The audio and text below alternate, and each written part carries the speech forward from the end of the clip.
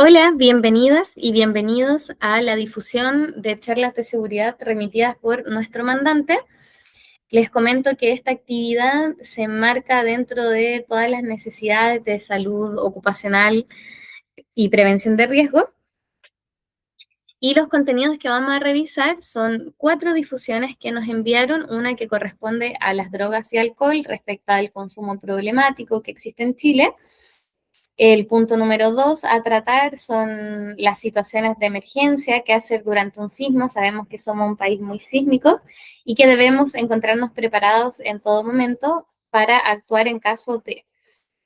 Una vez que tiemble, ¿cierto? Debemos tener una respuesta oportuna ante una evacuación, empezar a realizar la evacuación, digamos, y obviamente conducirnos hacia una zona de seguridad y o puntos de encuentro que vamos a revisar su definición a continuación. Dentro de lo que es drogas y alcohol, comentarles que existe el Servicio Nacional de Prevención del Consumo de Alcohol y las Drogas, que es el SENDA, lo recordarán como sus campañas de SENDA Previene, y SENDA trabaja con un plan nacional estratégico hacia el 2030 que se maneja con algunos criterios internacionales, ya que como bien sabemos, Chile se encuentra dentro de la Organización de Naciones Unidas y los organismos que se encargan de los asuntos laborales en la ONU es la Organización Internacional del Trabajo. ¿Qué establece la ONU precisamente? Señala que existe una relación en cuanto al entorno de las personas que incluye que incluye a los centros de trabajo de las personas trabajadoras, valga la redundancia, respecto al consumo problemático de alcohol y las drogas. Esto en la legislación nacional se encuadra dentro de las disposiciones del Decreto Supremo 44 del Ministerio del Trabajo y Prevención Social, el cual establece el reglamento para la gestión preventiva de los riesgos laborales y además debe fomentar que el ambiente de trabajo sea seguro y saludable. Lo que mencionábamos en las inducciones, ¿cierto? Que tiene que ser un poquito más metiche el empleador o la entidad empleadora respecto a que debe fomentar, debe estimular que la persona trabajadora tenga un entorno saludable. Preguntar, no sé, pues cuántas colaciones hacen el día, si toman suficiente agua, eh, hacer campañas del día, por ejemplo, sin tabaco y todas esas cosas, fomentar el ejercicio para que el trabajador se empape de esta cultura y pueda cambiar sus hábitos. Entonces, bajo ese criterio tenemos que los ambientes de trabajo, los espacios laborales inciden fuertemente en lo que es la actitud y los hábitos de las personas trabajadoras.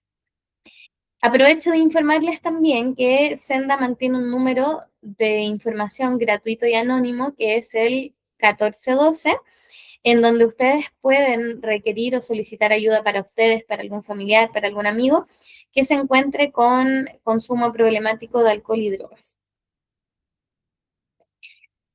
Respecto a lo laboral, ya netamente, comentarles que existen algunos rubros laborales que están mayormente expuestos, que lideran, entre comillas, la estadística en cuanto al consumo de alcohol y drogas. Primero que todo está la construcción, luego le sigue la minería y finalmente el transporte. Nosotros igual nos encuadramos dentro de la primera y la tercera eh, estadística, digamos, debido a que, bueno, nuestro rubro, como los derivados y la materia prima de el hormigón, ¿cierto? Va a la construcción y además, bueno, trabajamos en el transporte, movimiento de tierra, etcétera, lo que nos deja en este ranking incluidos, ¿ya? Las responsabilidades que tienen las personas trabajadoras y, bueno, las personas en general son cumplir con la ley de tránsito, que establece que en rigor nadie puede manejar bajo la influencia del alcohol, ¿cierto? Y también en caso de sufrir accidentes en la conducción, en la operación de máquina, se aplica lo que es la ley Emilia y la ley de tolerancia cero, que las personas tienden a confundirlas, ¿ya? Cuando hay un accidente con víctimas, ya sean fatales o heridos, digamos, la ley Emilia aplica para que la pena de cárcel sea efectiva de por lo menos un año. ya aplica solamente en el caso de que existan víctimas o personas heridas, mientras que la ley de tolerancia cero establece penas directamente para los accidentes en donde no hayan personas lesionadas, pero que tengan una pena efectiva justamente también, independiente de que no hayan generado el daño a personas. ¿Ya? ¿Por qué? Porque en rigor habla de esta tolerancia de que si bien no generan daños a las personas, sí a los materiales, por ejemplo, cuando chocan un poste, un árbol, el muro de una casa, tiene que haber pena porque en rigor está prohibido conducir bajo los efectos del alcohol o en estado de ebriedad. ¿Cuál es la diferencia? Principalmente el grado etílico que se encuentre en la sangre y obviamente en los exámenes específicos para drogas, ¿ya? Y en lo que respecta a transportes gama, existe el reglamento interno que establece la prohibición, ¿cierto?, de presentarse en estado de interperancia o bajo los efectos de alcohol y droga al centro de trabajo. ¿Qué es importante destacar de esta situación? Que normalmente se cree que por no fumar o no consumir drogas al interior del centro de trabajo, estamos bien. Sin embargo, pasa que ustedes operan maquinaria, y maquinaria grande, maquinaria pesada, que en un accidente puede matar a las personas. Ya puede matar a un compañero de trabajo, no necesariamente de nuestra misma empresa, sino que las empresas con las que trabajamos como empresas subcontratadas, ¿cierto?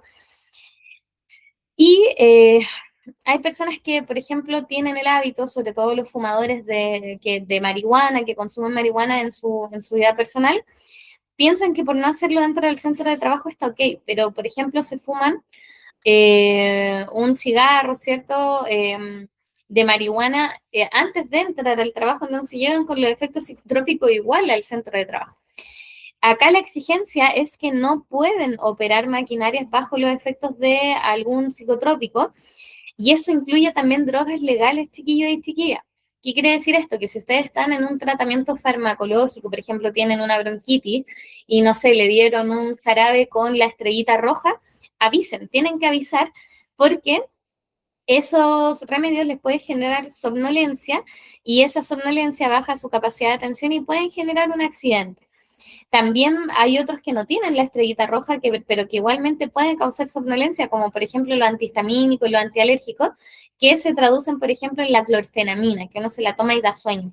Avisen siempre esas situaciones para que alguien lo esté cuidando o cambiar el turno. Hay decisiones de gerencia. Hay algunos factores de riesgo que predisponen a que una persona desarrolle alguna adicción, como por ejemplo los factores familiares. Si hay antecedentes de madre, padre, tíos, alcohólicos, ¿cierto? O drogadictos, la persona tiene mayor probabilidad de también desarrollar ese tipo de dependencia, ¿ya? No es algo que esté directamente relacionado, pero sí es un factor de riesgo. ¿Qué es un factor de riesgo? Dijimos que era la probabilidad de estar mayormente propenso a algo.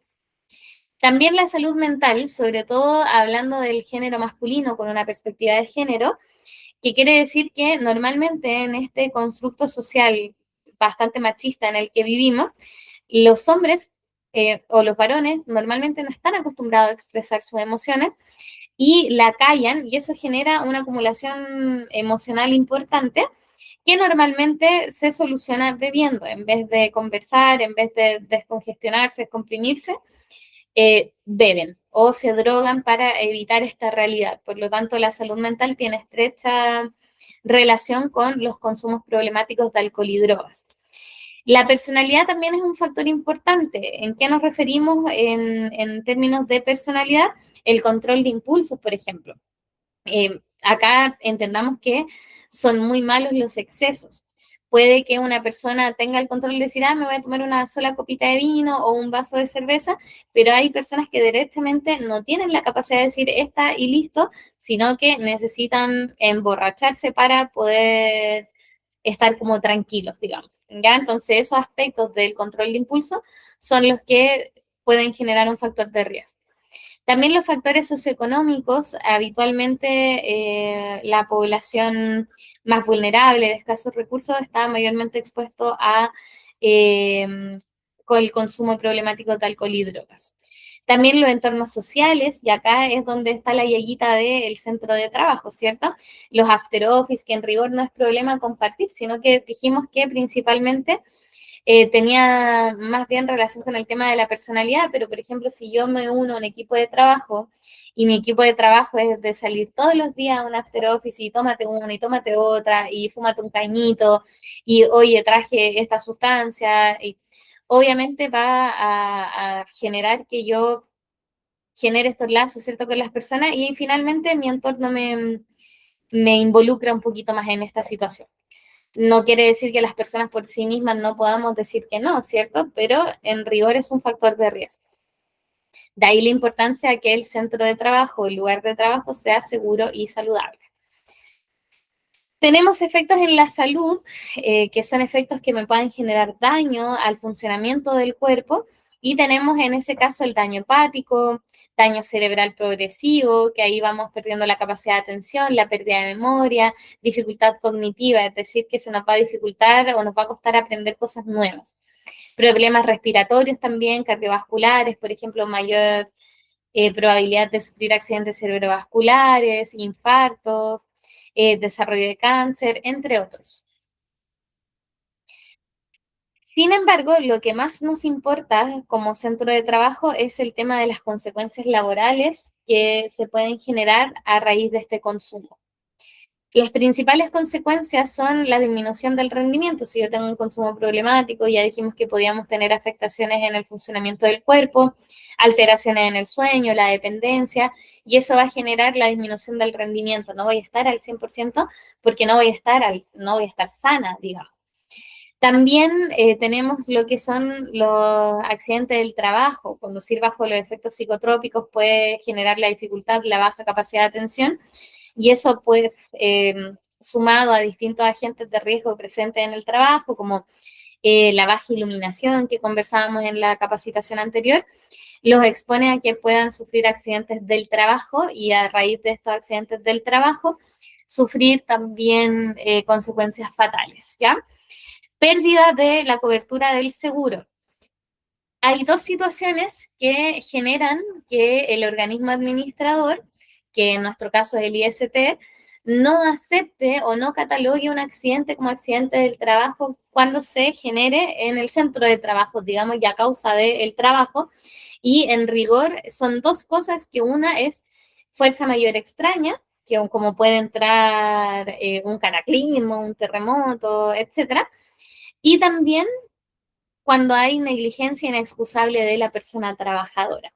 Si yo genero este accidente y cuando me realizan pruebas de alcohol y drogas algo positivo, inmediatamente el responsable de eso voy a ser yo. Entonces ahí se pierde la cobertura del seguro. ¿Qué puede generar eso también? Los despidos, ¿ya? Si bien la ley establece ciertas protecciones para personas que tengan cierta dependencia, tenemos que pensar que hay rubros en donde un riesgo me puede costar la vida, por lo tanto, siempre se va a sobreponer el tema de la protección a la vida, por lo tanto, es válido buscar una salida a raíz de esta causa, ¿ya? No es la idea, no es legal, pero ustedes saben que igual existen instrumentos legales que pueden respaldar esta situación o este tipo de salida a causa de negligencia inexcusable de la persona trabajadora. Y la peor consecuencia de todo, ¿cierto? La muerte. Cuando hablamos de accidente del trabajo, la mayoría de las personas tienden a pensar que es que yo me voy a lesionar, yo como persona trabajadora.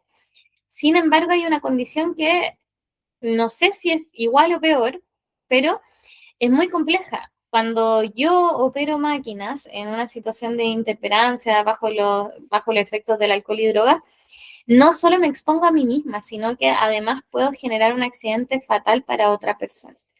Entonces ahí el peso de esa responsabilidad, de ese accidente generado por negligencia, yo creo que es un factor muy importante a considerar y que no debemos perder de vista. Entonces acá el llamado es a la concientización. ¿Claros hasta acá? Vamos con el siguiente tema. Bueno, acá también pueden ver el afiche que nos compartió nuestro mandante, también está unida al registro de capacitación, por lo tanto, cuando lo vayan firmando, lo pueden revisar con mayor profundidad. Vamos entonces con los sismos. Primero que todo tenemos que entender qué es un sismo. Suena como un poco obvio, considerando que estamos en un país sísmico, pero de todas formas no hay que destacarlo, ya ni hay que darlo por entendido. Bueno, un sismo, un temblor, un terremoto es un movimiento de la superficie terrestre que corresponde a la liberación súbita de energía, es decir, muy enérgico y de la nada, digamos, ¿ya? A causa normalmente de las placas tectónicas, del roce, fallas geológicas o volcanismo. En Chile tiembla a causa de las tres cosas, pero la más común es por el roce de las placas tectónicas, ¿ya? ¿Qué son las placas tectónicas? Son bloques rígidos de rocas gigantes, ¿cierto? Que forman la capa más externa de la Tierra, que es esta parte superficial. Y como bien les decía, el mayor, como la causa más grande, entre comillas, de producción de sisma a raíz de estas roces de las placas, ¿cierto? Y el movimiento más común que tenemos en Chile es el que se produce a raíz de la subducción. ¿Qué es la subducción? Es un proceso geológico en donde la placa de Nazca se hunde, es decir, se mete debajo de la placa sudamericana. En Chile tenemos, Chile está arriba, está montado sobre tres placas tectónicas, ya sin contar el cinturón de fuego, que como vieron también es un factor de generación de temblores, por eso tiembla tanto acá en Chile. Sin embargo, lo que respecta a las placas tectónicas, estamos sobre tres. Y hacia el sur, por ahí en Punta Arena, un poquito antes, convergen estas tres placas, la placa de Nazca, la placa de Antártica y la placa sudamericana. Entonces ahí podemos entender un poquito más por qué tiembla tanto acá en Chile, ¿ya? Entonces ahí en la imagen ustedes pueden ver y el movimiento más común, como bien les decía, es que la placa de Nazca se va metiendo debajito de la placa sudamericana. Y ahí incluso están las flechitas indicadas para que lo puedan revisar. Las consecuencias que nos podemos exponer a posterior de un sismo principalmente son los cortes de suministros básicos, ya sobre, si no me equivoco, 6.7 grados en la escala Richter. Chilquinta corta automáticamente el servicio de suministro eléctrico para evitar riesgos mayores. Por ejemplo, se corta el cable del tendido eléctrico, cae al suelo, y para evitar que el suelo se energice y que las personas puedan entrar en contacto con energía eléctrica, se corta el suministro de manera inmediata. Los que vivieron el terremoto del 2010 se deben acordar que hubo corte inmediato durante el sismo incluso. Cuando sobrepasó estos valores que le mencionaba, se cortó inmediatamente la luz. También colapsan inmediatamente las telecomunicaciones. Han intentado llamar durante y después de un terremoto, inmediatamente colapsan. Se cae WhatsApp, las redes sociales, etcétera, etcétera. ¿Ya? Daños estructurales en menor medida, entendiendo que Chile, luego de este episodio que estamos viendo en la imagen, que fue el colapso de este edificio en Concepción, se cambió la normativa para que fuera sismo resistente. Importante que sepan que ninguna estructura en Chile ni en el mundo es antisísmica, ¿ya? La palabra antisísmica está mal empleada, ya que nada va a detener un temblor, por lo tanto, nada puede ser antisísmica. Lo que sí está bien dicho, lo que corresponde es que sean sismo resistentes, ¿ya? Entonces, este daño estructural, que si bien no debiera pasar mucho conforme a la normativa vigente, puede pasar, ¿ya? Y en este caso pasó, no porque no existiera tácitamente una normativa, fue mejorada la UG después de este episodio. Sin embargo, ya se sabía que tras la investigación de este colapso, que el hormigonado tenía una densidad menor a lo que se recomendaba, la enfierradura era menor, etcétera. Entonces era un peligro inminente, digamos, ¿ya? Si no mal recuerdo, en ese edificio murieron 8 personas y bueno, son 8 familias las que pierden a sus seres queridos. Por lo tanto, hay que hacer harta conciencia respecto a todo lo que es construcción. También tenemos las afectaciones viales. Durante el terremoto 2010, no sé si recuerdan que estaba recién entregado el nuevo acceso al puerto, la rotonda de Curicó, ¿cierto? El bypass, digamos, y ese se cerró durante el terremoto porque se bajó de nivel. Y lo mismo pasó con el puente de las Rocas, que también estuvo cerrado, tuvieron que construir un puente mecano, no sé si se acuerdan. Entonces ahí tenemos afectaciones viales, ¿ya? También puede pasar que se produzcan grietas, fisuras, etcétera, etcétera, ¿ya? Que empieza a brotar agua de las matrices, etcétera. Y no menos importante, los tsunamis, ¿ya?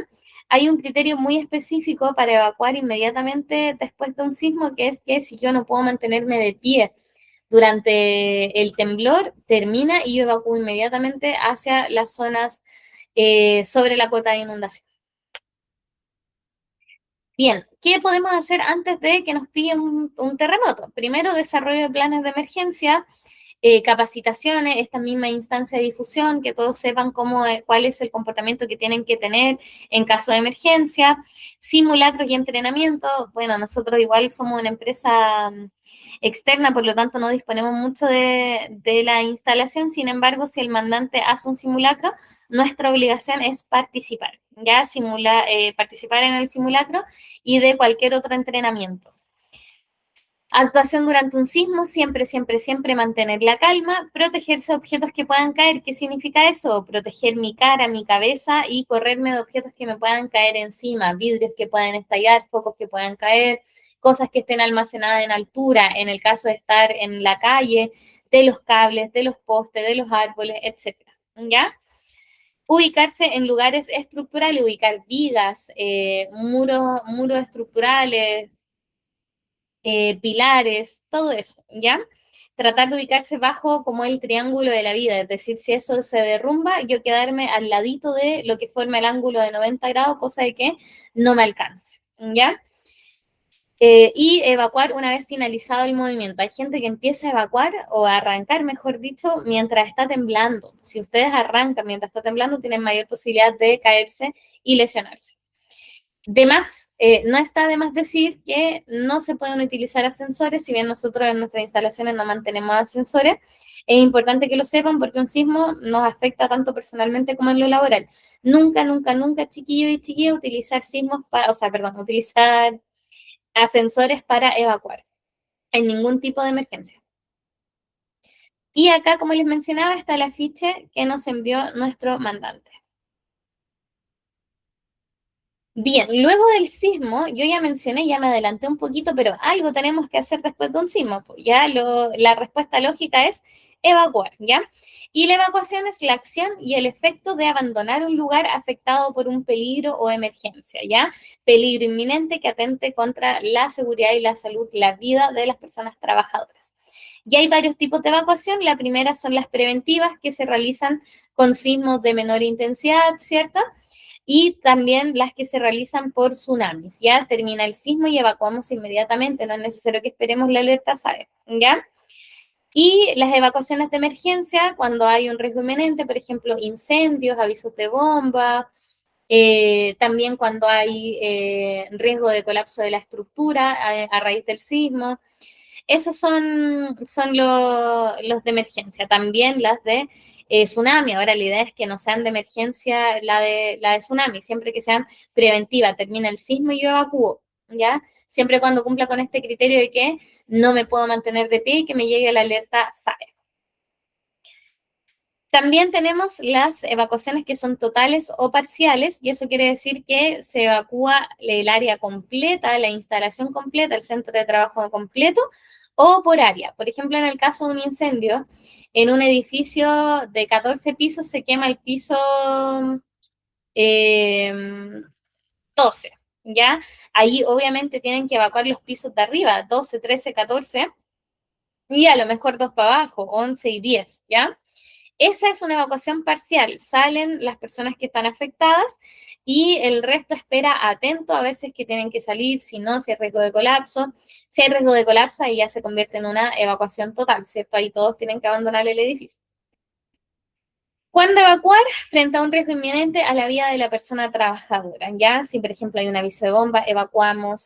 Si puede explotar algo, evacuamos. Si está temblando y no me puedo mantener de pie, evacuamos. Si hay riesgo estructural, evacuamos. Si hay un incendio, evacuamos, ¿ya?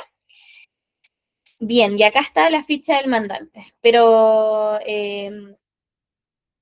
¿Cuál es el procedimiento? Primero, mantener la calma, al igual que en el sismo, conducirse en silencio, ir hablando, contando chistes, etcétera. Me puede, o riéndome, o llorando, o gritando, puede generar histeria colectiva, por lo tanto, la evacuación siempre se hace en silencio. Adicionalmente, el uso del silencio es una herramienta para yo poder identificar otros riesgos que a lo mejor no estoy muy consciente, ¿ya? Pasa mucho que con sismos de gran intensidad se rompen cañerías, tuberías, etcétera, y estar en silencio me puede ayudar a descubrir una fuga, ¿ya? Escuchando el yo puedo salvar la vida mía y de varias personas más, ¿ya?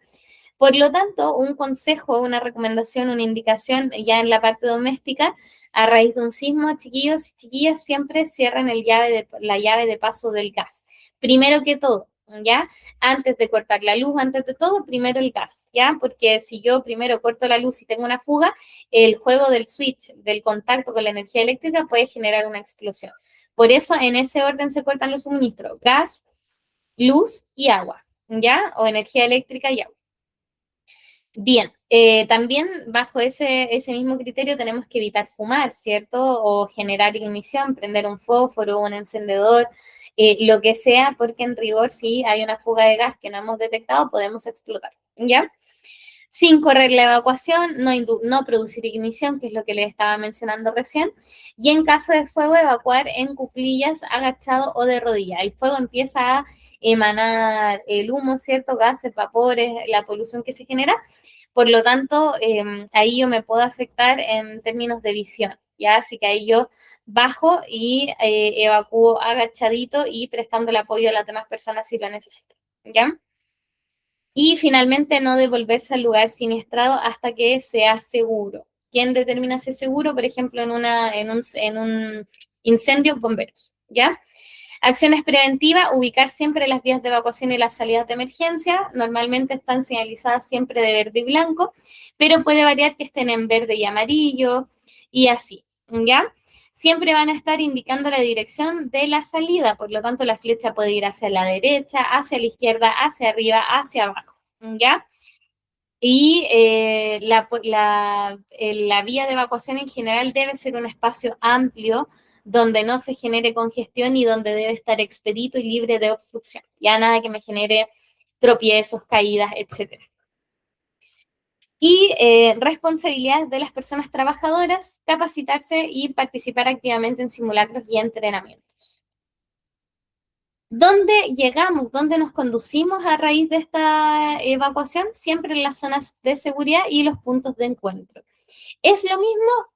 Muy parecido, ¿ya? La zona de seguridad es lo que se va a denominar a el espacio donde yo voy a estar seguro, tiene que cumplir con ciertas características, mientras que el punto de encuentro se refiere derechamente al lugar preciso donde yo tengo que llegar, ¿ya? Entonces, son espacios destinados para protegerse de riesgos tales como sismos, tsunamis, incendios, ¿ya? Y las características que debe tener una zona de seguridad o un punto de encuentro es que debe ser accesible, tiene que estar despejado y libre de obstrucción, libre de objetos que puedan caer, como árboles, ramas, postes, etcétera, cables. Debe estar señalizado y demarcado. Esto se puede demarcar y señalizar tal como lo están viendo en las imágenes. Sin embargo, a veces basta con que salga un puro punto verde demarcado y también deberíamos entender que es un punto de encuentro, ¿ya? También varían que le sacan estas cuatro personitas y le ponen el logo de la empresa, porque como bien dijimos, la zona de seguridad es la zona genérica. Por ejemplo, en un edificio, en una empresa donde se comparte espacio con más empresas, yo tengo mi zona de seguridad que es para todos, ¿cierto? Pero mi punto de encuentro tiene que ser específico. Por ejemplo, chiquillos, en la cancha de béisbol, nuestro punto de encuentro es en el costado sur, ¿ya? Así de específico, ¿ya? ¿Cuándo dirigirse al punto de encuentro? Cuando hay riesgo inminente a la salud, sismos, incendios, alertas de tsunami. Comportamiento, también mantener la calma, mantener el silencio, esperar indicaciones de jefatura, no porque no me permitan evacuar, sino que hay información que es muy prudente entregar, como lo que es el pronunciamiento de las autoridades locales. Puede que, o de las autoridades competentes, puede que a raíz de una catástrofe, ya como fue el terremoto del 2010, el ministro o la ministra del Trabajo digan, ¿saben qué, chiquillos? Todos para la casa, excepto los que son servicios esenciales, alimentación, seguridad privada, emergencias, ¿ya? Y el resto de los rubros a sus casas con lo suyo hasta que podamos normalizar el retorno al trabajo de manera segura. Entonces, yo tengo que esperar la información, por supuesto, no me voy a quedar ahí en el trabajo eternamente, ¿ya? O viceversa. Y si están en condiciones, contener a personas que lo necesiten, independiente que sea o no sea de la empresa, ya puede que sea de una empresa también externa, contratista como nosotros, y que esté paralizada, esté llorando, etcétera, etcétera. Recuerden que hay personas que son especialmente sensibles a ciertos riesgos, como el tema de los sismos, ¿ya? Y en general la emergencia. Entonces, si pueden apoyar, apoyen. Responsabilidad de las personas trabajadoras, participar activamente ante entrenamientos, simulacros y la capacitación constante. También es importante que donde estén, ustedes vayan identificando las zonas de seguridad. Y ahí tenemos un ejemplo más práctico de las personas con su líder de evacuación, que podemos identificarlo con el reflectante y en el punto de espera o punto de encuentro. ¿Ya? Y ahí está la fichita que nos entregó el mandante para esta difusión. Muchas gracias por esta atención. Nos despedimos, no sin antes recordar los números de emergencia del ABC de la emergencia, valga la redundancia: ambulancia 131, bomberos 132, C, carabineros 133, ABC, ambulancia, bomberos, carabineros 131, 132, 133.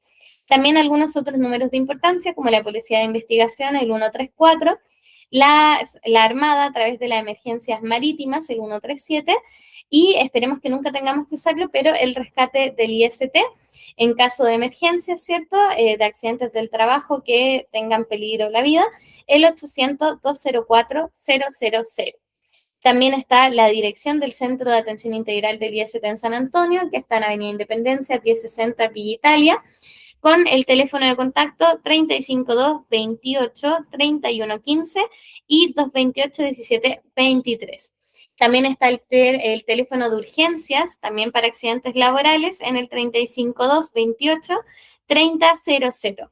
Y el horario de atención médica de urgencias, 24 horas si lo requieren. Y bueno, ahí está especificado porque es de la página web, que es tipo de urgencia y controles médicos. Muchas gracias, nos vemos en la siguiente capacitación.